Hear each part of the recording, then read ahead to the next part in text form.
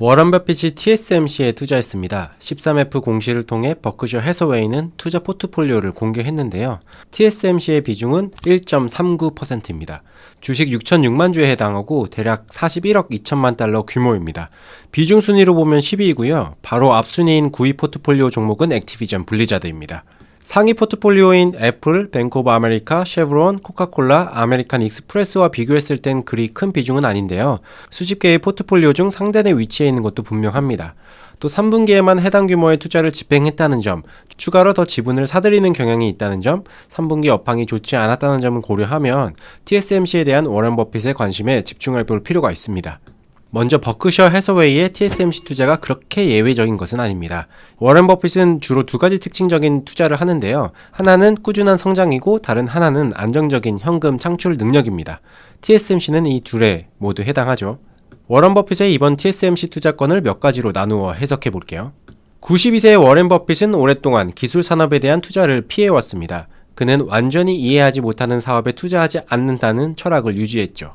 버크셔 해서웨이가 오랫동안 탁월한 투자 수익률을 기록한 근거이기도 합니다. 그럼 워런 버핏이 입장을 선회한 것일까요? 아닐 겁니다. 오히려 워런 버핏이 버크셔 해서웨이가 기술 섹터에 대해 더 깊게 공부하고 있다고 봐야 합니다. TSMC 투자에 앞서 집행된 가장 크고 의미 있는 투자는 바로 애플입니다. 버크셔 해서웨이는 2016년부터 애플에 대한 투자를 시작했고요. 2018년 지분 규모를 대폭 늘렸습니다. 애플은 반도체 산업과 매우 밀접하게 관련이 있죠. 이 세계 최대의 기업은 자신들의 제품에 탑재하는 핵심 반도체를 직접 설계하고 있습니다. 아이폰에 들어가는 A 시리즈와 맥에 탑재되는 M 시리즈가 대표적입니다. 앞으로 내놓을 MR 헤드셋에 들어가는 칩 역시 애플은 직접 설계할 거고요. 더 나아가 애플카에 들어가는 반도체 역시 애플이 직접 디자인하게 될 겁니다. 가장 앞선 성능의 반도체를 설계하는 애플은 그 제작을 TSMC에 맡겨왔습니다. TSMC는 가장 최신의 기술을 애플의 칩에 적용하는 방식을 쓰고 있고요. 즉 애플과 TSMC는 매우 강력하며 장기적인 관계를 맺고 있습니다. 버크셔 해서웨이가 애플에 투자한 지도 6년이 지나고 있는데요. 그 기간 동안 이 투자 기업은 반도체에 대한 매우 깊은 이해도를 갖추게 되었을 것입니다. 다시 버크셔 해서웨이의 핵심 포트폴리오를 볼까요? 애플, 이 기업은 스스로가 엄청나게 거대한 생태계를 만들었습니다. 아이폰이 그 중심에 있고요. 강력한 브랜드 파워, 압도적인 기술력, 그리고 하드웨어와 소프트웨어 간의 시너지 등을 고려하면 애플이 없는 IT 세계는 상상할 수 없습니다. 때문에 매우 탁월한 가격 전가력을 행사할 수도 있고요. 뱅크 오브 아메리카는 미국, 아니 세계 투자은행의 핵심 기업입니다. 지금의 경제 시스템이 존재하는 한 이 기업도 사라지지 않을 겁니다. 우리는 에너지를 써야만 하죠. 그게 석유가 됐건, 가스가 됐건, 태양광이 됐건, 풍력이 됐건 말이죠. 쉐브론은 빅오일 컴퍼니의 대표 주작격인데요. 애플과 뱅크 오브 아메리카와 마찬가지로 결코 망해서는 안 되는 기업 중 하나로 포지션되어 있습니다. 이미 인류의 삶 깊숙이 들어온 코카콜라는 전 세계 B2C 시장에서 가장 강력한 힘을 발휘하고 있습니다. 애플을 아는 사람보다 코카콜라를 아는 사람이 더 많을 정도죠. 역시 압도적인 시장 경쟁력을 갖추고 있습니다. 이 기업들의 공통점이 보이시나요? 버크셔 해서웨이는 1위 기업에 매우 높은 가치를 둡니다. 그리고 넘사벽 경쟁력을 갖추고 있는 기업에 항상 집중하고 있죠. 이들 기업은 모두 전 세계를 무대로 사업을 영위하고 있고요. 애플은 기술, 뱅크 오브 아메리카는 금융, 쉐브론은 에너지, 코카콜라는 소비재를 각각 대표합니다. 반도체는 산업의 쌀을 넘어서서 이제 산업의 공기라고 불리고 있습니다. 그리고 반도체 섹터에서 반드시 존재해야만 하는 회사를 하나 꼽으라면 그곳은 엔비디아도, 인텔도, 삼성전자도, SK하이닉스도 아닌 TSMC일 겁니다.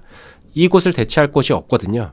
팬데믹, 미국의 중국 기술 산업에 대한 견제, 그리고 러시아, 우크라이나 전쟁 등은 탈세계화 트렌드를 불러왔습니다.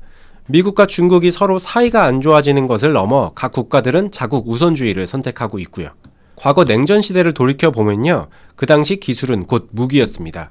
그리고 지금 세계는 다시 냉전의 방향으로 향하고 있고요. 기술의 가치는 다시 상승하고 있습니다. 물론 국가 간 협업이 줄고 무역이 감소하면 글로벌 기업들은 타격을 받습니다. TSMC도 중국 매출을 상당 부분 포기해야 했죠. 그러나 동시에 TSMC가 지닌 앞선 반도체 기술은 그 희소성이 높아지게 되었는데요.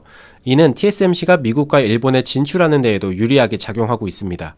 인센티브를 받고 또 여러 사업 기회를 마주하고 있는 거죠.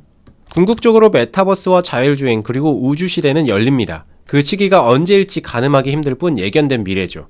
각 산업에서 쓰이는 첨단 반도체에 대한 수요도 폭발적일 수밖에 없는데요. 버크셔 해서웨이는 장기적으로 봤을 때 TSMC가 결국 가장 큰 수혜를 볼 것이라고 판단한 것입니다. TSMC 주가는 2020년 팬데믹 기간 300달러대에서 600달러대로 상승했습니다. 그리고 2022년 들어서서 주가는 다시 급락했죠. 현재는 400달러대이고요. 버크셔 해서웨이가 TSMC 주식을 매입한 3분기에 이 기업의 주가는 450달러에서 550달러 사이였습니다. 만약 지금 TSMC의 주식을 매수한다면 버크셔 해서웨이와 비슷한 주당 가격으로 투자 포지션을 잡게 된다는 의미입니다.